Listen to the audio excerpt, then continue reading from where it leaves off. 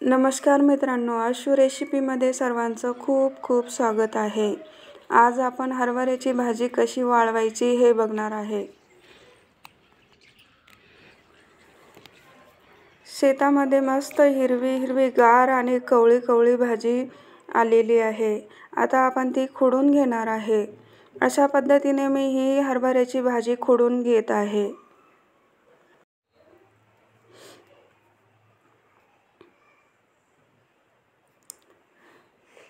अशा पद्धतीने मी ही सर्व भरपूर भाजी तोडून घेतलेली आहे। आता मी एक मोठं ताट घेत आहे। त्या ताटामध्ये आपण छान पसरून सर्व भाजी त्यामध्ये टाकत आहे आणि 2 ते 3 दिवस आपण उन्हामध्ये ठेवणार आहे। अशा पद्धतीने ही सर्व भाजी मी टाकून घेतलेली आहे। इथे आपण ही भाजी सुकली का नाही असं बघणार आहे। आता आपण बघूया, इथे आपली भाजी चुरा होत नाहीये, म्हणजे अजून 1 दिवस आपल्याला वाळवायची आहे। इथे मी 3 दिवस पूर्ण झाल्यावर ही भाजी आणलेली आहे।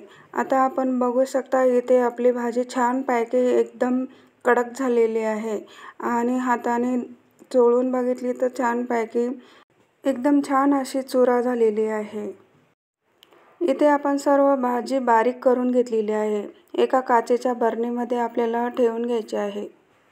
काचेच्या बरणीला झाकण लावताना आपल्याला त्याला पेपर लावून घ्यायचा आहे, कारण की त्यामध्ये बाहेरची हवा गेली नाही पाहिजे।